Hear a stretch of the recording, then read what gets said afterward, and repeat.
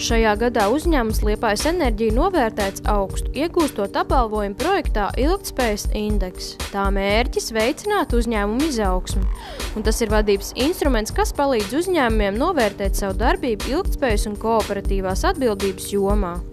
Ilgtspējas indeksa iniciatīvas partneri Korporatīvās ilgtspējas un atbildības institūts, Latvijas darba devēja konfederācija un Latvijas brīvo arotbiedrības savienība. Tajā iekļautas 5 sadaļas. Ir jāveic novērtējums gan par uzņēmumu stratēģiju, gan par darba vidi, par tirgus attiecībām, par vidi un tās ilgtspēju, kā arī par sabiedrības iesaisti. Uzņēmumiem ir pašiem jānovērtē sevi šajās 5 jomās, aizpildot anketu. Anketa sastāv no ļoti daudziem jautājumiem, kas ir pielāgoti vērtēšanas kritērijiem, un tie ir ļoti stingri. Anketas jautājumi viņi ir sastādīti tā, ka tev nākas diezgan objektīvi sevi novērtēt, jo katrai sevis iesniegtajai atbildēji ir jāpievieno klāt apliecinājums.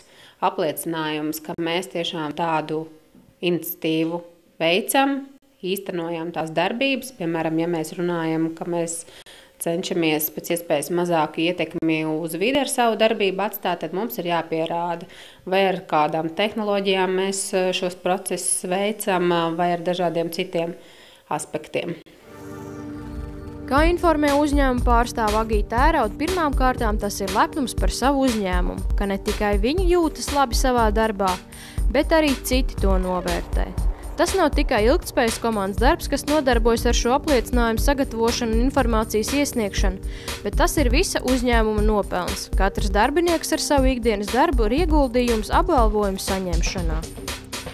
Kopā ir 4 apliecinājumu līmeņi – bronze, sudrabs, zelts un platīns. Šogad kopumā ilgtspējas indeksā piedalījās 80 uzņēmumu un 54 no viņiem saņēma kādu no šīm 4 kategorijām. Pērn Liepājas Enerģija saņēma sudraba apliecinājumu, un pagājušo gadu mēs piedalījāmies 1. reizi šajā projektā, un šogad piedaloties 2. reizi mēs esam ieguvuši zelta apliecinājumu, un tagad mūsu svarīgākais uzdevums ir augt vēl vairāk un saglabāt šo zelta kategoriju. Liepājas Enerģija gada laikā ir daudz izdarījusi. Ja pirmajā gadā piesakoties apbalvojumam uzņēmums taustījās, kas šajā apliecinājumā ir nepieciešams un kas jādara, tad jau piesakoties šoreiz notika došanās uz citiem uzņēmumiem pieredzes apmaiņā, kas jau vairākus gadus pretendē uz šo balvojumu. Svarīgi, ka 2. gada laikā uzņēmumam ir izdevies arī sakārtot vairākas lietas iekšienē, piemēram, ir izveidota lielāka organizētība. Šī dalība ilgtspējas indeksā ir brīvprātīga. Neviens mums to nelika darīt, tā bija mūsu paša iniciatīva. Un ar katru gadu tev jāsaprot, ka tu nedrīksti krist atpakaļ ar rezultātu. Neviens no zelta vairs negrib nokļūt sudraba kategorijā vai vēl zemāk, tāpēc ir jāturpina pilnveidoties.